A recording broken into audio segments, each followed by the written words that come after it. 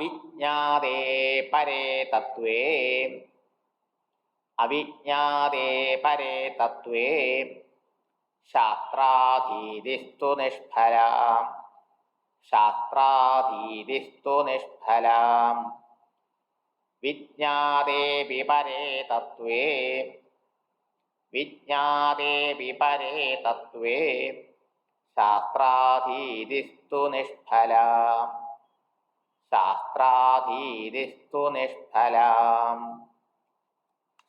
അപ്പോ ശാസ്ത്രം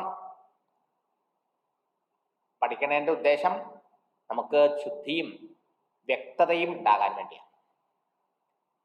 ഈ ശ്ലോകത്തിൽ പറയണു അവിജ്ഞാതേ പരേ തത്വേ ശാസ്ത്രാധീതിസ്തു നിഷ്ഫല. പരേ തത്വേ പരമാത്മതത്വത്തെ സാക്ഷാത്കരിക്കാതിരിക്കുന്നിടത്തോളം കാലം ശാസ്ത്രാധീതിസ്തു ശാസ്ത്രപഠനം നിഷ്ഫലമാണ്. ഇനി പറഞ്ഞു വിജ്ഞാതേപി പരേ തത്വേ പരമാത്മതത്വം അറിഞ്ഞു കഴിഞ്ഞാൽ ഒരാൾക്കോ ശാസ്ത്രാധീതിസ്തു നിഷ്ഫല, പിന്നെ അയാൾക്ക് ശാസ്ത്രാധ്യയനം നിഷ്ഫലം തന്നെ.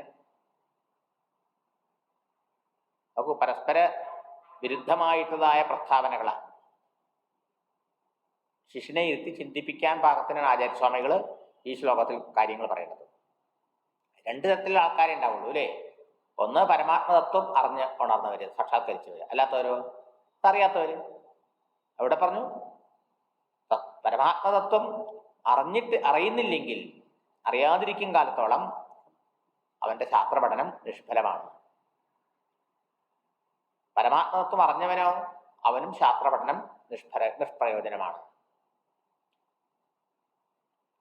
രണ്ടാമത്തെ നമുക്ക് മനസ്സിലാക്കാം കുറച്ചും കൂടി അല്ലേ? പരമാത്മതത്വം അറിയാൻ വേണ്ടിയിട്ടാണ് ശാസ്ത്രപഠനം. പരമാത്മതത്വം അറിഞ്ഞു കഴിഞ്ഞവന് പിന്നെ ശാസ്ത്രം കൊണ്ട് ആവശ്യമില്ല, ശാസ്ത്രപഠനത്തിന്റെ ആവശ്യമില്ല. പക്ഷെ ആദ്യത്തേതോ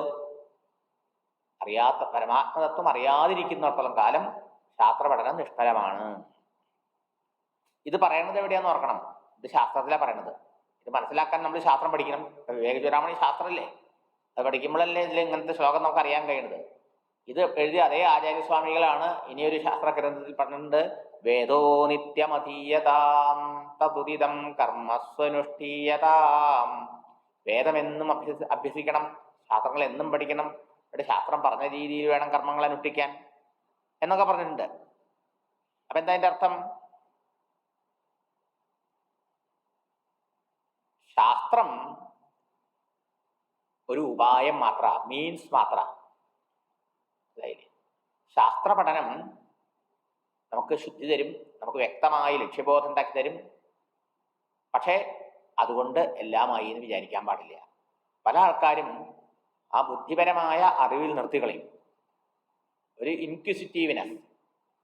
പദ്യപനിലൊക്കെ ബ്രഹ്മചാരി കോഴ്സിന് ആവേശത്തോടുകൂടി ആൾക്കാർ അപ്ലൈ ചെയ്യും. 10,000 പേര് അപ്ലൈ ചെയ്താൽ അതിൽ നിന്നൊരു 50 ആളെടുക്കും. 50 ആളെടുത്താലോ 2-3 മാസം കഴിയുമ്പോൾ കുറേ പേര് വിട്ടുപോകും. 2 കൊല്ലം പൂർത്തിയാക്കണവർ വളരെ വളരെ കുറവ്. എന്താ കാരണം? ആദ്യത്തെ ജിജ്ഞാസ കുറച്ച് കേട്ടപ്പോഴേക്കും പോയി. ഇനി ചില ആൾക്കാർ ആ ബുദ്ധിപരമായി മനസ്സിലാക്കി അതോട് കഴിഞ്ഞ് ഇനി തന്നെയല്ലേ പറയണമെന്ന് പറഞ്ഞ് അവിടെ ഇട്ടിച്ചു പോകും. പക്ഷേ എന്താണ് ശരിക്കും ഇതുകൊണ്ടുള്ള പ്രയോജനം എന്നുള്ളത് മനസ്സിലാക്കണില്ല എന്നർത്ഥം.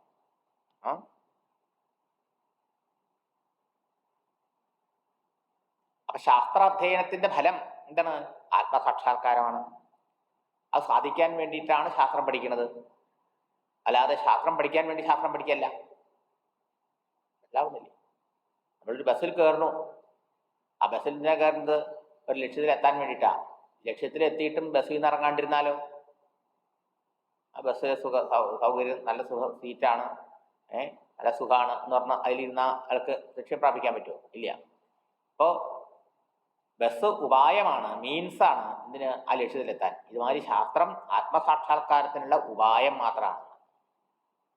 അപ്പൊ ശാസ്ത്രങ്ങൾ ബുദ്ധിപരമായി പഠിച്ചിട്ടും ഒരാൾ ആത്മസാക്ഷാത്കാരത്തിന് പരിശ്രമിക്കുന്നില്ലെങ്കിൽ അയാളുടെ ശാസ്ത്ര പഠനം നിഷ്പ്രയോജനം തന്നെ. ബുദ്ധിപൂർവമായിട്ട് കാര്യങ്ങൾ ഗ്രഹിക്കാൻ ശാസ്ത്രപഠനം നമ്മളെ സഹായിക്കും. എന്താണ് ബന്ധം, എന്താണ് മോക്ഷത്തിനുള്ള ബന്ധം, എങ്ങനെയാണ്, അതെങ്ങനെയാണ് നിലനിൽക്കുന്നത്, അതിനെങ്ങനെയാണ് അതിവർത്തിക്കാൻ സാധിക്കുക, ഇതൊക്കെ. പക്ഷേ ഇതൊക്കെ വെറുതെ പഠിച്ച് ബുദ്ധിയിലിരുത്തിയാൽ പോരാ, പരമതത്വം സാക്ഷാത്കരിക്കേണ്ടിയിരിക്കുന്നു. അതെ,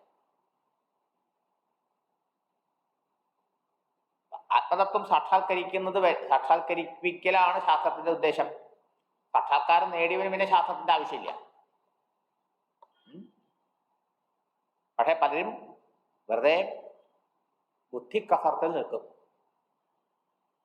ശാസ്ത്രം പഠിച്ചിട്ടും സാക്ഷാത്കാരത്തിന് വേണ്ട എന്താ തന്നിൽ വേണ്ട അഡ്ജസ്റ്റ്മെന്റുകൾ, വിവേക വൈരാഗ്യങ്ങളെ ഒക്കെ വേണ്ട പോലെ വളർത്താതെ ഈ സാക്ഷാത്കാരത്തിന് ശ്രമിക്കുന്നില്ല. ധ്യാനത്തിലൂടെ ശരീര മനോബുദ്ധികളെ അതിവർത്തിച്ച് സർവത്തിനും സാക്ഷിയായിരിക്കുന്ന ആ ആത്മതത്വത്തിൽ തന്റെ മനസ്സിനെ വിലയിപ്പിച്ച് ആത്മാനുഭൂതി കൈവരിക്കാത്തോളം കാലം ഈ ശാസ്ത്രപഠനം അയാളെ സംബന്ധിച്ചിടത്തോളം വലിയ പ്രയോജനം ചെയ്തില്ല. ഇതാണ് ഇവിടെ സൂചിപ്പിക്കുന്നത്. അപ്പൊ നിരന്തരമായ സാധനയുടെ ഫലമായിട്ട് ചിത്തശുദ്ധി കൈവരിച്ച ഒരാൾക്കാണ് ഈ ശാസ്ത്രപഠനം പെട്ടെന്ന് മോക്ഷത്തിലേക്ക് അയാളെ സഹായിക്കുക. അതുകൊണ്ട് ശാസ്ത്രം പഠിക്കേണ്ടതെന്നല്ല, ശാസ്ത്രം പഠിക്കണം. ശാസ്ത്രം പഠിക്കാൻ വേണ്ടിയിട്ടോ അല്ലെങ്കിൽ ആ ശാസ്ത്ര പഠനം കൊണ്ട് എന്തെങ്കിലുമൊക്കെ കിട്ടാൻ വേണ്ടിയിട്ടോ ആവരുത്. ഭൗതിക ശാസ്ത്രം അങ്ങനെയല്ല. ഈ ഭൗതിക ശാസ്ത്രങ്ങളൊക്കെ നമ്മൾ പഠിക്കണതിനാ? നമ്മൾ സ്കൂളിൽ പോകണമെന്തിനാ? സ്കൂളിൽ പോയാൽ നല്ല മാർക്ക് കിട്ടി കോളേജിൽ പോവാം. കോളേജിൽ പോകണമെന്തിനാ? കോളേജിൽ പോയി നല്ല മാർക്കോടുകൂടി പാസ്സായി കഴിഞ്ഞാൽ നല്ല ജോലി കിട്ടും. ജോലി കിട്ടുന്നതിനാ? ജോലി കിട്ടിക്കഴിഞ്ഞാൽ ധാരാളം കാശ് കിട്ടും. കാശ് കിട്ടുന്നതിനാ? കാശ് കിട്ടിയാൽ നല്ല വീട് വയ്ക്കാം. അങ്ങനെ ഓരോന്നോരോന്നാണ് അല്ലേ? ഇതുപോലെയാണോ? അത് അവിടെയൊക്കെ നമ്മൾ പഠിക്കുന്നത് വേറൊന്നിനു വേണ്ടിയിട്ടാണ് അല്ലേ? ഇവിടെ പഠിക്കുന്ന വേറെന്തെങ്കിലും വേണ്ടി കിട്ടാൻ വേണ്ടിയിട്ടാണോ? അല്ല. ലൗകികമായ ഒന്നുമല്ല ശാസ്ത്രപഠനത്തിന്റെ ഉദ്ദേശം. ശാസ്ത്രപഠനത്തിലൂടെ മുക്തിയാണ്, ആത്മസാക്ഷാത്കാരമാണ് ലക്ഷ്യം വെക്കുന്നത്. അതിന് സാധകൻ ശ്രമിക്കുന്നില്ലെങ്കിൽ അയാളുടെ ശാസ്ത്രപഠനം നിഷ്പ്രയോജനമായി എന്ന് പറയും. വെറും പഠിച്ചത് കൊണ്ട് എല്ലാമായി എന്ന് വിചാരിക്കാൻ പാടില്ല. പഠനം പോലും, വേദാന്തശാസ്ത്ര പഠനം പോലും മാർഗമേ ആവുന്നുള്ളൂ, ലക്ഷ്യമാകുന്നില്ല എന്ന് സാധകനെ ഇവിടെ ഓർമ്മിപ്പിക്കുകയാണ്. ഹരി ഓം.